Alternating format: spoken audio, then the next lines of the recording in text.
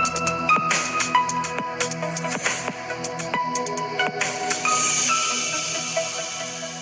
Guys, എല്ലാവർക്കും മറ്റൊരു പുതിയ വീഡിയോയിലേക്ക് സ്വാഗതം. It's me Akhil Satheesh and welcome to Akhil Satheesh world. അപ്പോൾ വളരെ പ്രധാനപ്പെട്ട കീം ഫാർമസി വിദ്യാർത്ഥികൾക്ക് വേണ്ടിയുള്ള ഒരു വീഡിയോ ആണ്. മുഴുവനായും കാണുക. ഈ ഒരു സ്റ്റേജിൽ നിങ്ങൾ തീർച്ചയായിട്ടും അറിഞ്ഞിരിക്കേണ്ട വളരെ പ്രധാനപ്പെട്ട ചില ഡേറ്റുകളും നോട്ടിഫിക്കേഷൻസും എന്താണ് ലേറ്റസ്റ്റ് അപ്ഡേറ്റ് എന്ന് നോക്കാം. അപ്പോൾ ഫസ്റ്റ് അലോട്ട്മെന്റ് വന്നു. നിങ്ങളിൽ പലരും എന്ത് ചെയ്തിട്ടുണ്ടാകും, സീറ്റുകൾ കൺഫേം ചെയ്യാൻ വേണ്ടി അവിടെ പോയി ടെമ്പററി ആയിട്ടോ അല്ലെങ്കിൽ പെർമനന്റ് ആയിട്ടോ അഡ്മിഷൻസ് എടുത്തിട്ടുണ്ടാകും.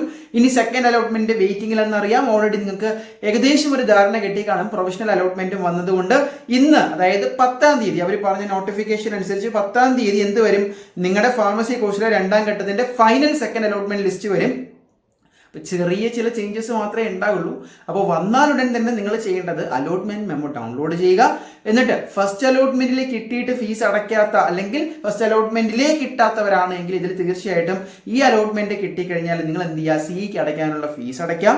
എന്നിട്ട് അതിൽ പറഞ്ഞിരിക്കുന്ന കോളേജുകളിൽ കിട്ടിയാൽ ഫസ്റ്റ് അലോട്ട്മെന്റിൽ നിങ്ങൾക്ക് ഏത് കോളേജിൽ കിട്ടിയവരാണെങ്കിലും അത് റദ്ദാകുകയും ഈ സെക്കൻഡ് അലോട്ട്മെന്റ് കിട്ടിയ കോളേജുകളിലേക്ക് നിങ്ങൾക്ക് ആ കോളേജുകളിൽ തന്നെ ഹാജരായി അപേക്ഷ ഫീസ് ഉൾപ്പെടെ അടച്ച് അലോട്ട്മെന്റ് ലഭിച്ച കോളേജുകളിൽ പ്രവേശനം നേടേണ്ടതായിട്ടുള്ള ഡേറ്റ് എന്ന് പറയുന്നത് 13-ാം തീയതി വരെയാണ്. അപ്പോൾ ഇതിൽ ശ്രദ്ധിക്കേണ്ട വളരെ പ്രധാനപ്പെട്ട മറ്റൊരു കാര്യം, ചില കോളേജുകൾ പുതുതായിട്ട് ഉൾപ്പെടുത്തിയിട്ടുണ്ട്.